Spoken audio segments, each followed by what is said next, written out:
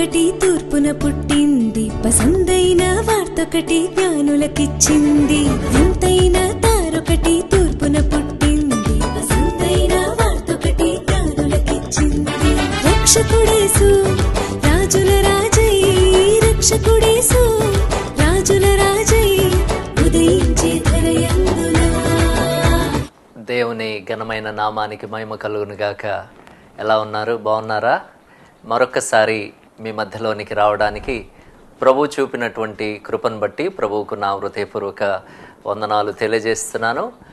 రక్షణ ధ్వని కార్యక్రమానికి ప్రేమతో మిమ్మల్ని ఆహ్వానిస్తున్నాను. మీ అందరికీ నా హృదయపూర్వక వందనాలు తెలియజేస్తున్నాను. ఈ క్రిస్మస్ సందర్భాన మీ అందరికీ, మీ కుటుంబానికి నా హృదయపూర్వక క్రిస్మస్ శుభాకాంక్షలు తెలియజేస్తున్నాను. ఈ విధంగా ఈ నెలలో ప్రభువునందు ఆనందించుటకు, ముఖ్యంగా దేవుడిచ్చినటువంటి ఈ చక్కటి రక్షణ భాగ్యాన్ని అనుభవించుటకు, ప్రభువులో సంతోషించుటకు, అనేకులకు దైవ ప్రేమను ప్రకటించుటకు, చాటుటకు ప్రభు ఇచ్చినటువంటి అవకాశాన్ని బట్టి ప్రభువుకు నా హృదయపూర్వక వందనాలు చెల్లిస్తున్నాను. నిజంగా లోకంలో ఈ క్రిస్మస్ నెల ఉంది అంటేనే అదొక గొప్ప గుడ్ న్యూస్ అన్నమాట, శుభవార్త. మరి నిజంగా ఈ దినమే లేకపోతే, ఈ నెల లేకపోతే, ఈ క్రిస్మస్ మాసము లేకపోతే మరి మన జీవితాల్లో సంతోషము, ఆనందము అనేది ఉండకపోయేదేమో. నిజంగా కేవలము దేవుడు తన యొక్క అపారమైనటువంటి కృపచేత మనకిచ్చినటువంటి భాగ్యం ఇది. మరొకసారి మీ అందరినీ కూడా మరి ప్రేమతో ఈ కార్యక్రమానికి ఆహ్వానిస్తున్నాను. మరి క్రిస్మస్ సందర్భాన సంతోషంలో దేవుని వాక్యాలు వినకుండా, దేవునితో సమయాన్ని గడపకుండా ఉండకూడదని ప్రేమతో కోరుచున్నాను. దేవుని సన్నిధానంలో గడుపుకోవాలి, దేవుని మాటలు వినాలి, ఆత్మీయంగా మరి భౌతికంగా బలపడాలని ప్రేమతో కోరుచున్నాను. మరొక్కసారి ఈ కార్యక్రమానికి ప్రేమతో మిమ్మల్ని ఆహ్వానిస్తున్నాను. నేటి కార్యక్రమానికి స్పాన్సర్ చేసినటువంటి ప్రియులు, మా దగ్గరి బంధువులు, రక్త సంబంధులు, మా ప్రియ సహోదరుడు ప్రభాకర్ గారు, తన సతీమణి కల్పన గారు, వారి యొక్క ఇద్దరు బిడ్డలు, కుమార్తె, కుమారుడు, వారి తల్లిదండ్రులు, వారి కుటుంబాన్ని బట్టి నేను దేవునికి వందనాలు చెల్లిస్తున్నాను. ఆ కుటుంబం నేటి కార్యక్రమానికి స్పాన్సర్ చేయడం జరిగింది. వారిని కూడా దేవుడు ఎంతగానో ఆశీర్వదించాడు. ఇరువురు భార్య భర్తలు కూడా చక్కటి ఉద్యోగాన్ని దేవుడు వారికి ప్రసాదించాడు. టీచర్స్గా మరి చాలా ప్రయాసపడ్డారు. దేవుని కృప ద్వారా ప్రతి ప్రార్థనకు దేవుడు జవాబునిచ్చి, ప్రార్థనకు ఫలితంగా దేవుడు వారిని గొప్పగా ఆశీర్వదించాడు. వారు మనసుపూర్వకంగా మరి 2 కార్యక్రమాలకు వారు మరి స్పాన్సర్ చేయడం జరిగింది. కాబట్టి వారిని ప్రత్యేకంగా అభినందిస్తున్నాను. దేవుడు మీ కుటుంబాన్ని గొప్పగా దీవించి ఆశీర్వదించునుగాక. ఆ విధంగా మరి ఎవరైనా ప్రేరేపించబడితే దేవుని నామంలో జరుగుతున్నటువంటి ప్రయాసముతో, ఆశతో జరుగుతున్నటువంటి ఈ పరిచర్య కొరకు మీ వంతు సహకారాన్ని అందించండి. తద్వారా దేవుని పరిచర్యలో మీరు కూడా పాలి భాగస్తులు కావాలని ప్రేమతో మిమ్మల్ని ఆహ్వానిస్తున్నాను. దేవుని వాక్యాన్ని ధ్యానం చేసుకుందాం. ఈ క్రిస్మస్ మాసంలో చాలా విషయాలు మనం వింటూ ఉంటాం, తరచుగా చాలా విషయాలు నేర్చుకుంటూ ఉంటాం. మరొక భాగాన్ని మనం నేర్చుకుందాం. నిజముగా మరి యెషయా గ్రంథంలో వ్రాయబడినటువంటి ఒక అద్భుతమైన సత్యం. మరి సందర్భం ఏదైనా దేవుని యొక్క ప్రణాళిక, దేవుని యొక్క ఉద్దేశం మాత్రం ఒకటే అన్నది మనము నేర్చుకొనబోతున్నాం. యెషయా గ్రంథం 65వ అధ్యాయంలో మొదటి 2 వచనాలు మనం నేటి ధ్యాన భాగముగా ధ్యానం చేసుకుందాం. నా యొద్ద విచారణ చేయని వారిని నా దర్శనమునకు రానిచ్చితిని, నన్ను వెదకని వారికి నేను దొరికితిని. నేనున్నాను, ఇదిగో నేనున్నాను అని నా పేరు పెట్టబడని జనముతో చెప్పుచున్నాను. హల్లెలూయా.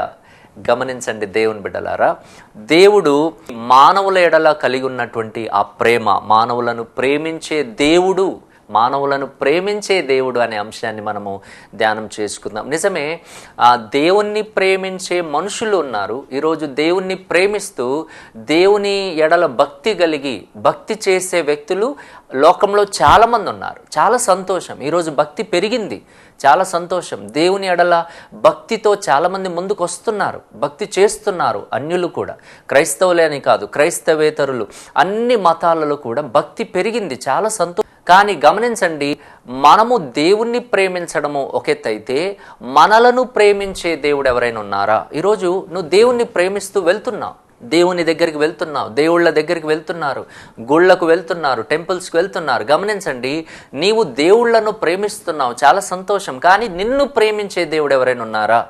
ప్రేమించి ఒక అద్భుతం, లేకపోతే ప్రేమించి నీ కోసమై త్యాగము చేసినటువంటి, ప్రేమను వెల్లడి చేసినటువంటి, ప్రేమను వ్యక్తము చేసినటువంటి దేవుడు ఎవరైనా ఉన్నారా అంటే ఇక్కడ ప్రభు మరి స్వయాన తాను మాట్లాడినటువంటి యెషయా భక్తుని ద్వారా పలికినటువంటి మాట ఇది.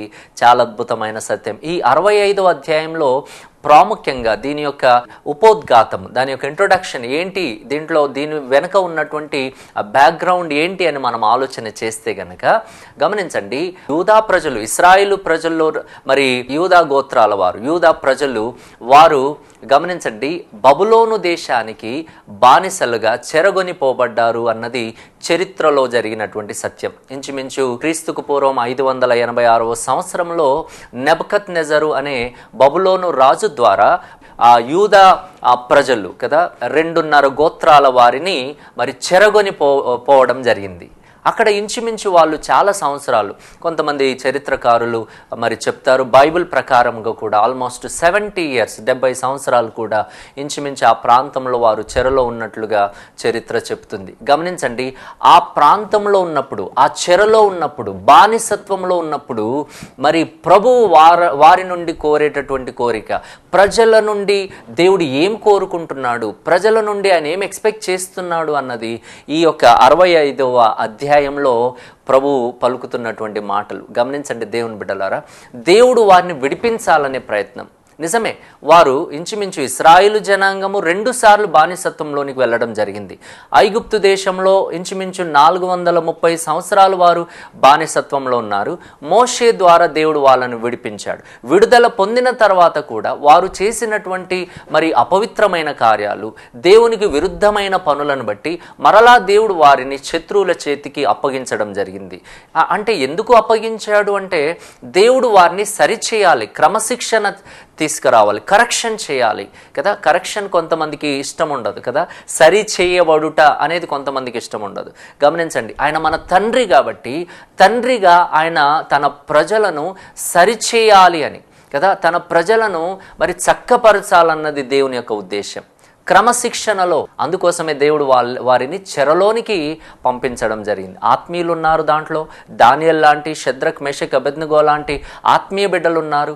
వారు ప్రార్థన చేసి విడుదల పొందారు, ప్రార్థన చేశారు ప్రజల కోసమై. దానియేలు అయితే మరి అయ్యా 70 సంవత్సరాలు పూర్తవుతుంది కాబట్టి దయచేసి ఒక్కసారి నీ వాగ్దానాన్ని జ్ఞాపకం చేసుకొని మాకు విడుదల దయచేయండి అని తాను మరి ఉపవాసం ఉన్నాడు.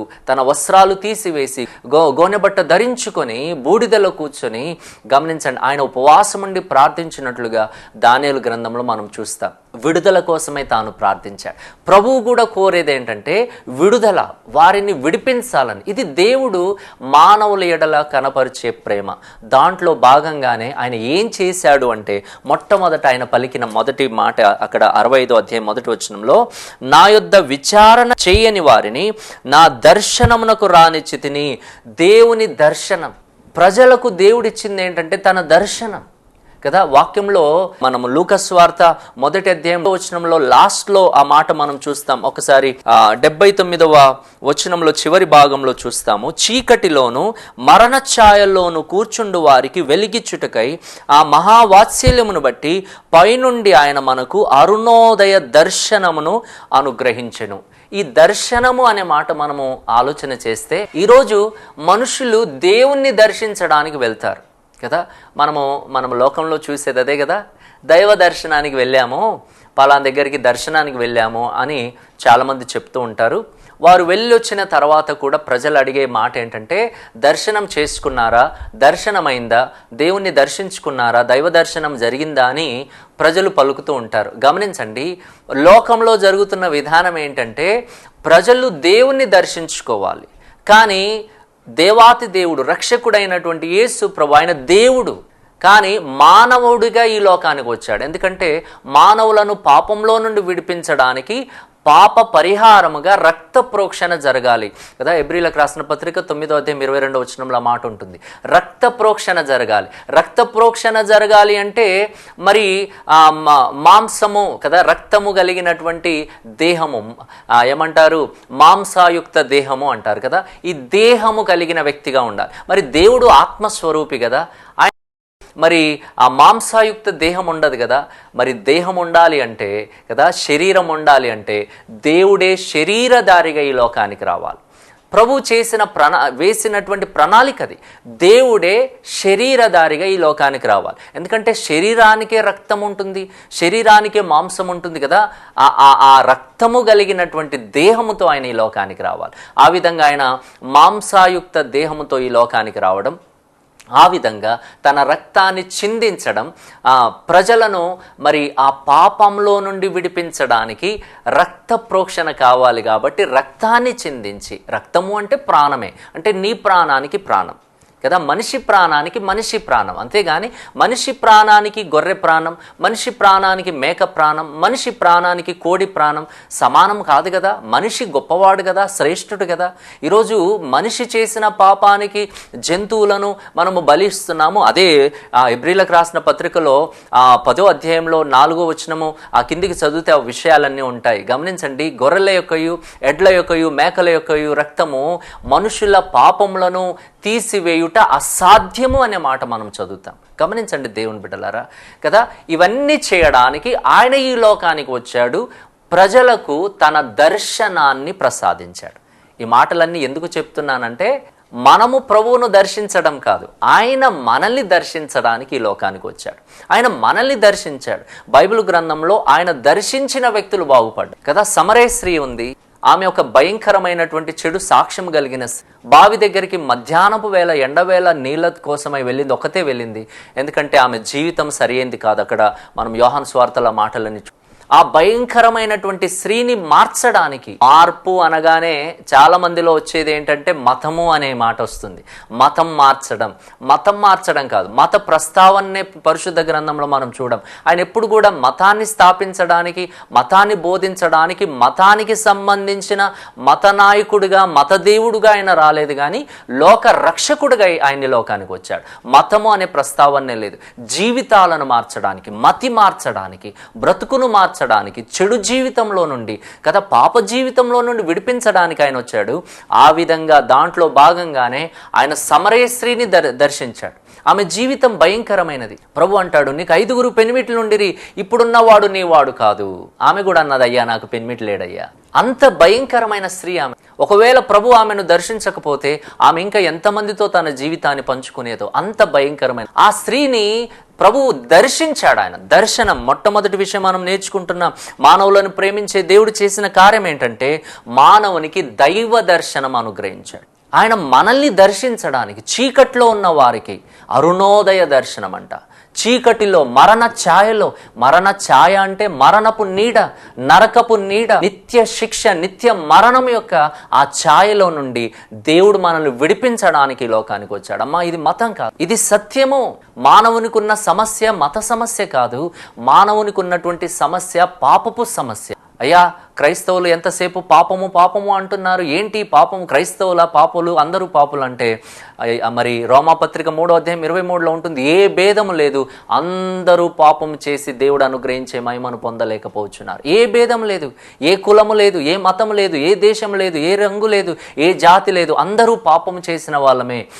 పాపం ఎక్కడి నుండి వచ్చింది అంటే బైబిల్ గ్రంథం అది కూడా చెప్తుంది. ఒక మనుష్యుని అవిధేయత వలన పాపము లోకంలోనికి ప్రవేశించింది. మొట్టమొదటి ఆది మానవులైన ఆదాము అవ్వలు చేసిన పాపం, వారు చేసినటువంటి పాపము యొక్క ప్రభావము, పాపం ఎంత ప్రభావం గలది అంటే పాపం ఒక్కరితో ఉండిపోయేది కాదు.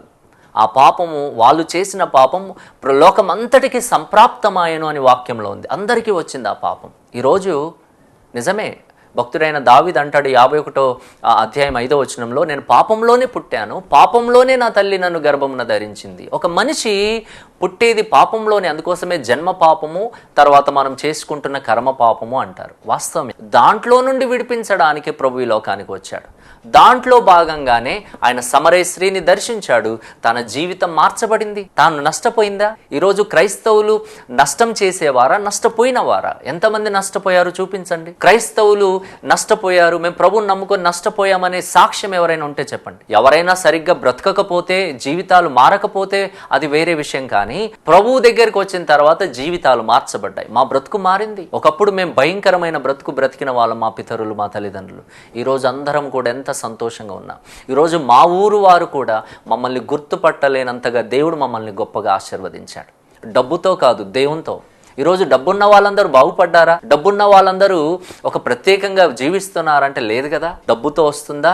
గమనించండి దేవుని బిడ్డలారా, దేవునితో వచ్చిన భాగ్యం ఇది. మేము ఈరోజు ఎంతో సంతోషంగా దేవుని కలిగి ఉన్నాం. ప్రతి చెడు జీవితంలో నుండి బయటకు వచ్చిన ప్రతి వ్యసనం, ఏ వ్యసనం లేకుండా దేవుడు మమ్మల్ని విడిపించాడు. మరి నష్టపోయామా? ఈరోజు క్రైస్తవులందరినీ మోసం చేస్తున్నారు, క్రైస్తవులందరినీ మతం మార్చేస్తున్నారు, ఏమేమో చేస్తున్నారు. ఏం చేయరు. ప్రభు యొక్క ఉద్దేశం ఏంటంటే నీకు దైవ దర్శనం ఇచ్చాడు. ఆయన నిన్ను దర్శించాడు. నీ జీవితంలోనికి వచ్చి ఆయన నిన్ను దర్శించాడు. ప్రభు అంటున్నాడు, మనం నేర్చుకున్న మాట అదే కదా 65వ అధ్యాయంలో, నా యొద్ద విచారణ చెయ్యని వారిని నా దర్శనమునకు రానిచ్చి తిని. వారు విచారణ చెయ్యకపోయినా నా దర్శనమునకు నేను రానిచ్చాను. అంటే దైవ దర్శనం నిజమే. ఆనాడు ఇశ్రాయేల్ ప్రజలకే కావచ్చు, ఈనాడు నేటి ప్రజలందరికీ కూడా దేవుడిచ్చింది అదే కదా. ప్రజలందరూ గమనించండి దేవుని బిడ్డలారా, ఆయన ప్రజలే కదా. కేవలము ఇశ్రాయేలు ప్రజలనే కాదు, తన ప్రజలు కాకపోయిన వారికి కూడా దేవుడు అవకాశం ఇచ్చాడు. మనము ఆ కింద చదివితే ఇంకా చాలా విషయాలు ఉన్నాయి. మొట్టమొదటిగా మానవునికి దైవ దర్శనం. రెండవది మనం ఆలోచన చేస్తే, నన్ను వెదకని వారికి నేను దొరికి తిని. నన్ను వెదకని వారికి నేను దొరికి తిని. హల్లెలూయా. అంటే మానవునికి మొట్టమొదటిగా దైవ దర్శనం అనుగ్రహించడమే కాదు, మానవునికి అందుబాటులోనికి వచ్చాడు ఆయన. నన్ను వెదకని వారికి నేను దొరికి తిని. ఈరోజు వెదకని వారు ఎంతో మంది ఉన్నారు, కానీ దేవుడు అందరికి అందుబాటులో వచ్చాడు. వెతికితే నువ్వు ఆయన దగ్గరకు వస్తే కదా. గమనించండి, వెదకని వారికి దొరికి తిని అన్నది బైబిల్ గ్రంథంలో నిజంగా అటువంటి సందర్భాలు ఉన్నాయి కూడా కదా. ఒక వ్యక్తి జక్కయ్యను గురించి మనం చూస్తాం. జక్కయ్య ఏ చెట్టు అయితే ఎక్కాడో, ఆయన పొట్టివాడు, ప్రభువును చూడలేకపోయాడు. చూడాలనుకున్నాడు, ప్రజల మధ్యలోనికి వెళ్ళాడు, కానీ చూడలేకపోయాడు, పొట్టిగా ఉన్నాడు కాబట్టి. ఒక మేడు చెట్టు ఎక్కాడు. దారిలో ఏ చెట్టు మీద అయితే ఆయన ఉన్నాడో అక్కడికి ప్రభు వెళ్ళి, ఆ మార్గంలో వెళ్ళి, ఆ చెట్టు కిందికి వెళ్ళి పైకి చూసి జక్కయ్యను చూసి జక్కయ్య అని పేరుతో పిలిచి, జక్కయ్య త్వరగా దిగు, నేను నీ ఇంటికి రావాలి ఈరోజు. గమనించండి, ఆయన ఉన్న దగ్గరికి యేసు ప్రభు వెళ్ళాడా? యేసు ప్రభు ఉన్న దగ్గరికి ఆయన రావడం, ఆయన ఎక్కడున్నాడో అక్కడికే వెళ్ళాడు. ఆయనను పేరు పెట్టి పిలిచాడు, ఆయనకు దొరికాడు ప్రభు కదా. ఆయన ఇంటికి వెళ్ళాడు. నేను నీ ఇంటికి వస్తాను, నీ ఇంటిలోనికి ప్రవేశిస్తాను, నీ బ్రతుకులోనికి ప్రవేశిస్తాను, నీ పాపపు జీవితంలోనికి ప్రవేశించి పాపంలో నుండి విడుదల దయచేస్తాను. ఎగ్జాక్ట్గా అదే జరిగింది జక్కయ్య జీవితంలో. తాను అంటాడయ్యా, నేను ఎవరి దగ్గరనైతే అన్యాయంగా తీసుకున్నానో వారికి 4 అంతలు ఇచ్చేస్తాను, నా ఆస్తిలో సగం బీదలకు ఇస్తాను. ఎక్కడి నుండి వచ్చింది ఇది మార్పు చెప్పండి? ఈరోజు యేసు ప్రభువు ఎవరి ఇంటికైతే వచ్చాడో, ఏ జీవితంలోనికి వచ్చాడో వాళ్ళ జీవితాలు మారాయా, పాడైపోయారా, నష్టపోయారా చెప్పండి? జక్కయ్య పాడైపోయాడా? అందరు అన్నారు, పాపి ఇంటికి వెళ్తున్నాడేంది యేసయ్య? వాస్తవమే, ఆయన పాపులను రక్షించడానికే కదా వచ్చింది.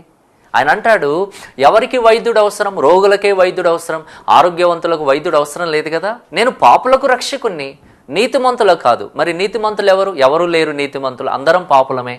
కాబట్టి అందరికీ ఆయన అవసరం కదా. మానవునికి అందుబాటులోనికి వచ్చాడు ఆయన. మానవునికి దైవ దర్శనం అనుగ్రహించాడు. రెండవది, మానవునికి అందుబాటులోనికి వచ్చాడు. అంతేకాదు, అక్కడ ఒక మంచి మాట ఉంది, గమనించండి. నేనున్నాను, ఇదిగో నేనున్నాను అని నా పేరు పెట్టబడని జనముతో కూడా నేను చెప్పుచున్నాను. నేనున్నాను. కేవలము తన ప్రజలే, తాను ఏ వంశంలో నుండి వచ్చాడో, ఏ దేశంలో నుండి వచ్చాడో, ఏ జనములో నుండి వచ్చాడో, యూదా గోత్రంలో నుండి ఆయన వచ్చాడో ఆ ప్రజలకే కాదు, నా పేరు పెట్టబడని జనులను కూడా నేను కదా, నేనున్నాను, ఇదిగో నేనున్నాను. ఈరోజు ఆయనకున్నటువంటి పేరు అదే. ఆయన ఉన్న దేవుడు, నేనున్నాను అన్నాడు ఆయన. నేను ఉంచబడిన దేవుణ్ణి అని అనలేదు ఆయన. ఉంచబడిన వాడు కాదు. ఈరోజు దేవుణ్ణి నిలుపుతున్నారు, ఉంచుతున్నారు. ఉన్న దేవుడు ఆయన. ఆయన ఉన్న దేవుడు, ఉంచిన దేవుడు కాదు. నేనున్నాను అన్నాడు. I am that I am కదా. నిర్గమకాండంలో ఆ మాట ఉంటుంది. 3వ అధ్యాయం 14వ వచనంలో ఆ మోషేతో అంటాడు, అయ్యా నేను ఐగుప్తు దేశంలోనికి వెళ్ళాలి, వెళ్ళమంటున్నావు, వాళ్ళు అడుగుతారు నీ దేవుడు ఎవరు అని. నేనేం చెప్పాను మోషే అన్నప్పుడు ప్రభు అంటాడు, నేను ఉన్నవాడను అనువాడను, అంతే. నేను ఉన్నవాడను, ఐ యామ్, అంతే. ఐ యామ్, నేనున్నాను. ఉన్న దేవుడు ఆయన, ఉంచిన దేవుడు కాదు. అమ్మా వింటున్నారా? ఈరోజు దేవుణ్ణి ఉంచేవారు చాలామంది ఉన్నారు, ఉంచిన దేవుళ్ళు చాలామంది ఉన్నారు. ఒక వ్యక్తిని దేవుడు అని ఉంచుతున్నారు, అక్కడ ఉంటాడు. నేను ఎవరిని గురించి తప్పుగా మాట్లాడడానికి మాటలు చెప్పడం లేదమ్మా. మనందరికీ దేవుడు ఆయన, లోక రక్షకుడు ఆయన. ఆయన ఉన్నవాడు ఉన్నాడు అంటే అర్థం ఏంటి? జీవించే ఉన్నాడు. Is alive, is not dead. ఆయన చనిపోయిన దేవుడు కాదు, ఆయన ఉన్న దేవుడు. గమనించండి దేవుని బిడ్డలారా, ఉన్నాడు అన్నప్పుడు ఒక వ్యక్తి బ్రతికి ఉన్నప్పుడు ఆ వ్యక్తికి మనము ఒక ఆకారాన్ని ఇవ్వలేము కదా, ఒక విగ్రహం చేయలేము కదా. ఆ మనిషి ఉన్నాడు అంటే ఆ వ్యక్తికి మనం విగ్రహం చేయం. ఆయన ఉన్నాడు అంటే ఆ వ్యక్తి ఫోటోకు మనము మరి పూలదండ వేయలేం, ఎందుకంటే ఆయన ఉన్నాడు అని అర్థం. అంతే. అందుకోసం ఈరోజు మనము విగ్రహాలకు పూజలు చేయలేము, ఒక ఫోటోకు దండ వేయలేము, ఎందుకంటే దేవుడు అన్నవాడు ఉన్నాడు. ఆయన ఉన్న దేవుడు, ఆయన చనిపోయిన దేవుడు కాదు, ఆయన బ్రతికి ఉన్నది. నేనున్నాను. ఆయన దేవుడు ఉన్న దేవుడు. ఆయన ఈ లోకానికి మానవుడిగా వచ్చిన ఆయన చనిపోయి సమాధి చేయబడి 3 రోజులలో తిరిగి లేచాడు. ఆయన ఆరోహణమై వెళ్ళిపోయాడు. ఆ ఖాళీ సమాధి నేటికి కూడా యెరూషలేములో సాక్ష్యముగా ఉండిపోయింది. ఇది హిస్టారికల్ ఫ్యాక్ట్. ఇది కేవలం కల్పిత కథ అస్సలే కాదు, ఇది చారిత్రాత్మకమైనటువంటి సత్యం. ఇది చరిత్ర కలిగిన సత్యం ఇదమ్మా. అందుకోసమే ఇది మనం నమ్మాలి. ఇది మనల్ని ప్రేమించే దేవునికున్న లక్షణాలు. మనం ప్రేమించే దేవుడు కాదు, మనల్ని ప్రేమించే దేవుడు. నిన్ను ప్రేమించే దేవుడు ఎవరన్నా ఉన్నారు? ఈరోజు కష్టం వస్తే ఎవరిని పిలవాలో, కష్టం వస్తే ఎవరికి చెప్పుకోవాలో అర్థం కాలేని పరిస్థితుల్లో లోకంలో ఉన్నారు. నేను ఎవరిని గురించి తప్పుగా మాట్లాడడం కాదు. గమనించండి, భక్తి చేస్తున్నాం, చాలా మంచిది. భక్తి చేయడం, భక్తి విషయంలో ఆశ కలిగి ఉండడము మరి చాలా మంచిది. ఈరోజు అది ఉంది ప్రజల్లో, అభినందిస్తున్నాను. కానీ కష్టం వస్తే కదా ఎవరిని పిలుస్తావు నీవు? ఏ దేవుణ్ణి పిలుస్తున్నావు? ఎవరు నీకు సాయం చేస్తారు? నేను ఈ సంవత్సరంలో ఫిబ్రవరి మాసంలో అనారోగ్యంతో హాస్పిటల్లో అడ్మిట్ అయినప్పుడు ఒక తల్లి తన కుమారునికి యాక్సిడెంట్ అయింది, తీసుకొచ్చారు. ఒక తల్లి కేకలు వేస్తుంది. ఆ కుమారుడు భయంకరంగా మృత్యువుతో పోరాడుతున్నప్పుడు ఆ తల్లి పిలుస్తుంది, ఏ దేవుడవో అయ్యా, దేవుడా, ఏ దేవుడవో, ఇంతకాలం ఆరాధించాను నేను మిమ్మల్ని, ఏ దేవుడవో ఒక్కసారి నా కుమారుణ్ణి రక్షించయ్యా, నా కుమారుణ్ణి కాపాడయ్యా, నువ్వు ఏ దేవుడవో. అంటే సరి అయినటువంటి అవగాహన లేదు. ఎంతో మందిని ఆరాధించారు, ఎంతో మంది దేవుళ్ళను పూజించాము, అందరం అదే చేశాం. కానీ ఒక అవగాహన లేక ఎవరు నాకు సహాయం చేస్తారు, ఎవరు ఏ దేవుడు సహాయం చేస్తాడు, ఎవరు చేస్తారమ్మా? ఈరోజు సత్యము తెలియక ఎవరో మన పితరులు చేసినది అని దాన్ని మనం వెంబడిస్తూ ఉన్నాము. కానీ ఈరోజు సత్యమేంటో తెలుసుకో, అంతే. మతం కాదు నేను బోధించేది, సత్యము. ప్రభువు ఆయన దేవుడు రక్షకుడిగా ఈ లోకానికి వచ్చాడు. అది మరి ఇంచుమించు కొన్ని వందల సంవత్సరాల క్రితమే. యెషయా భక్తుడైతే ఇంచుమించు 700 సంవత్సరాల క్రితం ఆయన ప్రవచించాడు. దేవుడు తనను ప్రవక్తగా పెట్టి తన ద్వారా పలికించిన మాట, ఇదిగో కన్యక గర్భవతి అయి కుమారుని కనును, అతనికి యేసు అనే పేరు పెడతారు అని ఆయన మాట్లాడతాడు. అదే యెషయా. అతడు ఆశ్చర్యకరుడు, ఆలోచనకర్త, నిత్యుడగు తండ్రి, సమాధానకర్తయగు అధిపతి అని అతనికి పేరు పెట్టబడును. ఇవన్నీ ప్రవచనాలు. మీకానేమో ఆయన జన్మను గూర్చి ప్రవచించాడు, జన్మస్థలాన్ని గూర్చి. అవన్నీ కూడా ప్రవచనాలు ఉన్నాయి, అంటే ముందుగా చెప్పబడ్డాయి. అవన్నీ కూడా యేసు ప్రభుల వారి జీవితంలో నెరవేరాయి. ఏదైతే ప్రవచనం, ప్రాఫెసీ చెప్పబడిందో, ప్రవచనాలన్నీ యేసు ప్రభువులో నెరవేరాయి. ఇది చరిత్ర, ఇది కల్పిత కథ కాదమ్మా. ఆయన కల్పిత పాత్ర కాదు తల్లి. ఇది ఏమంటారు కదా, కల్పిత స్టోరీస్ని మిథాలజీ అంటారు, మిత్స్ అంటారు. అది కాదు కదా, చరిత్ర ఇది సత్యం. ఇది దయచేసి సత్యాన్ని గమనించాలి. అందుకోసమే మొట్టమొదట మానవులను ప్రేమించే దేవుడు అనే ఈ అంశంలో మొదటి విషయం, మానవునికి దైవ దర్శనం అనుగ్రహించాడు. రెండవది, మానవునికి అందుబాటులోనికి వచ్చాడు. అంతేకాకుండా మూడవదిగా ఉన్నవాడుగా పరిచయం చేసుకున్నాడు. నేను ఉన్నవాడను. ఆయన ఉన్నవాడు, నీతోనే ఉన్నవాడు. ఆయన నీకు సమీపంగా ఉన్నవాడు, నీ కష్టాల్లో నీతోనే ఉంటాడు. కీర్తన గ్రంథంలో ఉంటుంది 145వ కీర్తనలో కదా, ఆయనకు మొరపెట్టేవారికి, ఆయనకు నిజంగా మొరపెట్టేవారికి ఆయన సమీపంగా ఉండే దేవుడట. హల్లెలూయా. నీతో ఉన్నవాడు ఆయన, నీతో ఉన్నాడు ఆయన. నీ కష్టాల్లో ఉన్నాడు, నీ బాధల్లో ఉన్నాడు, నీతో ఉన్నాడు ఆయన. ఆయన ఎక్కడో లేడు. ఎక్కడో ఉంటే నీకెక్కడ సహాయం దొరుకుతుంది? దేవుడు ఎక్కడో ఉన్నాడు, ఏదో ప్రాంతంలో ఉన్నాడు, ఏదో ఊర్లో ఉన్నాడు, ఆ పట్టణంలో ఉన్నాడు. దేవుడు అక్కడ ఉంటే నీకు ఇక్కడ సహాయం ఎలా దొరుకుతుందమ్మా? నీ ఉండే స్థలంలో దేవుడు ఉండాలి, అది ముఖ్యం. నీతో ఉండాలి ఆయన, నీతో ఉండాలి. ఎస్, దేవుడు నాతో ఉన్నాడు. ఈ యొక్క అవగాహన నీకు రావాలి. ఆయన ఉన్నవాడు. చివరి మాట చూస్తే గనుక ఆయన విమోచించుటకు చేతులు చాపుచున్నాడు. 2వ వచనం, తమ ఆలోచనలను అనుసరించి చెడు మార్గమును నడుచుకొనుచు లోబడనొల్లని ప్రజల వైపు దినమంతయు నా చేతులు చాపుచున్నాను. మరి కేవలము ఆ యొక్క ఇశ్రాయేలు ప్రజల కొరకే కాదు ఆయన చేతులు చాపేది. నిజమే, వాళ్ళను కూడా విడిపించాలని వాళ్ళకు ఎన్నో రకాలుగా ప్రభు అవకాశం ఇస్తూ ఉన్నాడు. అదేవిధంగా నేటి సమాజానికి కూడా ఆ రక్షకుడిచ్చే ఆహ్వానం ఏంటంటే దినమెల్లా లోబడనొల్లని ప్రజల వైపు కదా, తమ ఆలోచనలను అనుసరించి చెడు మార్గమున నడుచుకొనుచు లోబడనొల్లని ప్రజల వైపు, తమ ఆలోచనలను అనుసరించి చెడు మార్గంలో నడిచే వాళ్ళ వైపు. యేసు ప్రభు తనే మార్గముగా ఒక మార్గముగా లోకానికి మార్గాన్ని ఏర్పరిచాడు. ఆ ఒక్క మార్గమే మోక్షానికి వెళ్తుంది, నా ద్వారా తప్ప ఎవడు తండ్రి యొద్దకు రాడు అని మరి యోహాను సువార్త 14వ అధ్యాయంలో మాటలు చూస్తాం. గమనించండి, ఆయనే మార్గం. ఆ మార్గంలో నడిస్తే ఆ ఒక్క మార్గమే మోక్షానికి వెళ్తుంది. కానీ నీవెంచుకున్న మార్గము, ఒకని మార్గము తన దృష్టికి యథార్థంగా కనబడును కానీ అది నాశనానికి వెళ్తుందని సామెతల గ్రంథంలో 2 పర్యాయముల మాట వాడబడింది. గమనించండి, ఎవరైతే తమ మార్గాలను చెరుపుకుంటున్నారో, తమ చెడు ఆలోచనల ప్రకారం నడుస్తున్నారో వారి వైపునకు ప్రభు దినమెల్లా చేతులు చాపుచున్నాడట. మీరు ఒక్కసారి ఆలోచించండి. దినమంతా ఒక వ్యక్తి వైపు, నీ బిడ్డ వైపు ఇట్లా చేతులు చాపుంచండి, దినమంతా ఉంచండి. ఎట్లుంటుందో ప్రభు అదే చేస్తున్నాడు. దినమెల్లా లోబడనొల్లని ప్రజల వైపు దినమెల్లా నా చేతులు చాపుచున్నాను. వాస్తవానికి తల్లి తన బిడ్డ వైపు ఒక్కసారి ఇట్లా చేతులు చాపితే చాలు, పిలవనవసరం లేదు, జస్ట్ చేతులు చాపితే చాలు, ఆ చంటి బిడ్డ పరిగెత్తుకొని తల్లి ఒళ్ళోనికి వచ్చేస్తుంది. ఈరోజు యేసయ్య దినమెల్లా కూడా లోబడనొల్లని ప్రజల వైపు, లోకం వైపు నాకు చేతులు చాపి ఎదురు చూస్తున్నాడు. రండి నా యొద్దకు, ప్రయాసపడి భారం మోస్తున్న నా జనులారా, ప్రజలారా, నా యొద్దకు రండి, నేను మీకు విశ్రాంతినిస్తాను. ఈరోజు ఆహ్వానం అందుకొని వస్తావా ఆయన దగ్గరికి? ఆయన నిన్ను ప్రేమించే దేవుడు. నిన్ను ఎవరూ ప్రేమించకపోవచ్చు, నీకెవరూ లేకపోవచ్చమ్మా, నేను అందరూ ద్వేషిస్తున్నారా? డోంట్ వరీ, నిన్ను ప్రేమించే దేవుడు ఉన్నాడు, ప్రేమించి ప్రాణం పెట్టిన దేవుడు ఉన్నాడమ్మా. ఇది వాస్తవం, ఇది అసత్యం కాదు, అసత్య బోధ కాదు, మత ప్రచారం అసలే కాదు. ఇది సత్యం. మీరు వినినా సరే వినకపోయినా సరే ఇది సత్యమే. సత్యము సత్యంగానే ఉంటుంది. సత్యం ఎన్నడు మారదు కదా. దయచేసి సత్యాన్ని గమనించండి, స్వీకరించండి, ఈ సత్య మార్గంలో నడవండి, ఆ దైవ ప్రేమను స్వీకరించండి, ఆ దేవుని ప్రేమ చేత ప్రేమించబడుతూ ఆఖరి వరకు నమ్మకంగా బ్రతకండి. అటువంటి సంతోషం, ఆనందం, నిత్య జీవం వాక్యాన్ని విన్న మీ అందరికీ దేవుడు దయచేయను గాక, ప్రభు మాటలు దీవించును గాక. ఆమేన్. ప్రార్థన చేసుకుందాం. మా ప్రియ పరలోకపు తండ్రి, వాక్యాన్ని విన్న నీ ప్రియ బిడ్డలను కనికరించండి. అవును ప్రభువా, మీరు మమ్మల్ని ప్రేమించే దేవుడవుగా నా తండ్రి మీ దర్శనం మాకు అనుగ్రహించారు తండ్రి. నాయనా తండ్రి, నిన్ను వెతకని వారికి దొరికారయ్యా. నాయన ఉన్నవాడను అని మీరు తెలియజేశారు. అంతేకాకుండా పాపంలో బ్రతుకుతున్న వారికి విడుదల, విమోచనను మీరు ప్రసాదించారు. వాక్యాన్ని విన్న బిడ్డలకు అట్టి అనుభవం, అటువంటి జీవితం మీరు ప్రసాదించమని మా రక్షకుడైన యేసుక్రీస్తు నామములో ప్రార్థించి వేడుకుంటున్నాము తండ్రి. ఆమేన్, ఆమేన్. దేవుడు మీ అందరిని దీవించును గాక. ఆమేన్.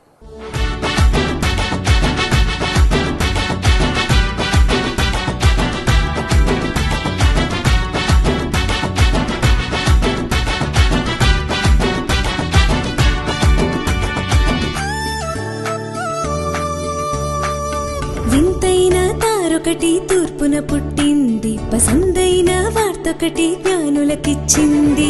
వింతైన తారొకటి తూర్పున పుట్టింది, పసందైన వార్తొకటి జ్ఞానులకిచ్చింది.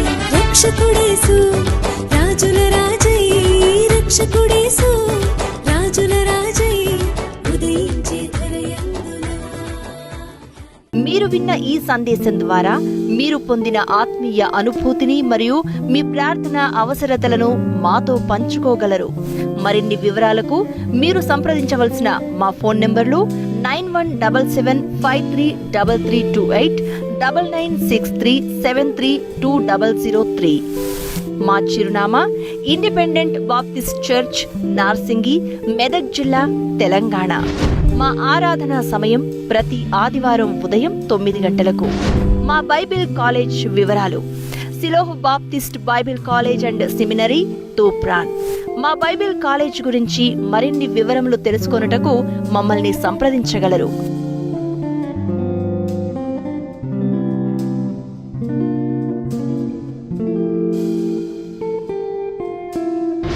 దేవుడు మిమ్ములను సమృద్ధిగా దీవించునుగాక.